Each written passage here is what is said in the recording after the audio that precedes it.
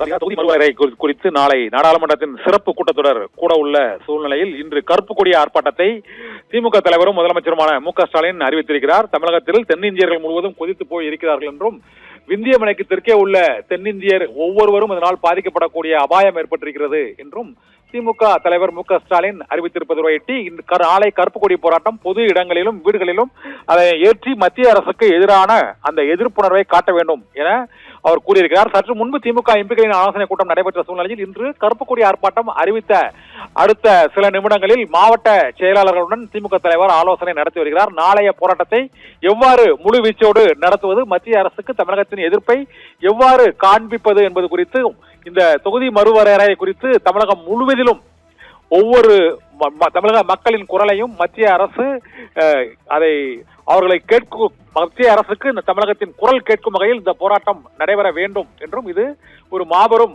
வரலாற்று அநீதி என்றும், தமிழகத்திற்கும் தென் மாநிலங்களுக்கும் இணைக்கப்படும் மாபெரும் வரலாற்று அநீதி என்றும் திமுக தலைவர் மு.க. ஸ்டாலின் கூறியிருக்கிறார். இது தேர்தல் 5 மாநிலங்களில் தேர்தல் நடைபெற உள்ள இந்த காலகட்டத்தில் உடனடியாக இந்த அரசியல் சாசன வரைவு திருத்த சட்ட மசோதாவை கொண்டு வந்து தொகுதியை மறுவரையறை தொடர்பாக இந்த சட்டத்தை உடனடியாக நிறைவேற்றுவதற்கு காரணம் என்ன என்றும், இதில் 5 தென் மாநிலங்களின் தொகுதிகளின் எண்ணிக்கையும் தமிழகத்திற்கான பிரதிநிதித்துவமும் பாதிக்கப்படும் என்றும், மக்களவையில் தமிழகத்தின் பலனும் குறைக்கப்படும் என்றும் திமுக தலைவர் மு.க. ஸ்டாலின் சுட்டிக்காட்டியிருக்கிறார். இது சட்டமன்ற தேர்தலின் இறுதி கட்ட பிரச்சாரம் நடைபெற்று வரக்கூடிய இந்த சூழ்நிலையில் திமுகவின் இந்த போராட்டமானது அரசியல்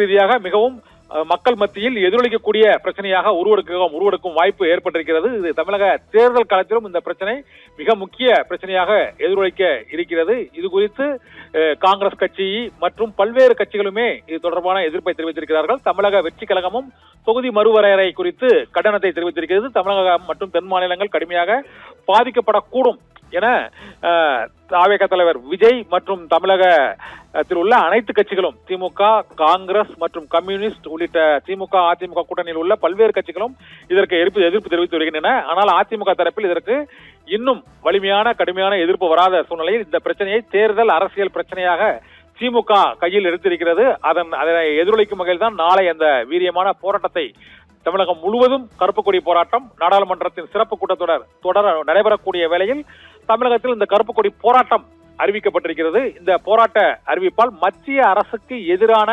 தமிழகத்தின் ஒட்டுமொத்த உணர்வையும் ஒருங்கிணைக்கும் நடவடிக்கையிலும் தேர்தலில் அது எதிரொலிக்கும் வகையிலும் திமுக இந்த போராட்ட களத்தை வடிவமைத்திருக்கிறது. இதனால் தமிழகத்தில் இந்த மத்திய அரசுக்கு எதிரான எதிர்ப்புணர்வு மேலும் அந்த அதிகரிக்கும் என்றும், அதற்கு எதிரான பாரதிய ஜனதா கட்சிக்கு எதிரான வாக்குகளை ஒருங்கிணைக்கும் முயற்சியிலும் திமுக கூட்டணி கட்சிகள் முழு வீச்சில் இந்த இறுதிக்கட்ட பிரச்சார நேரத்தில் ஈடுபட்டு இருப்பது அரசியல் களத்திலும் மிக பெருவாரியாக அது எதிரொலிக்க இருக்கிறது.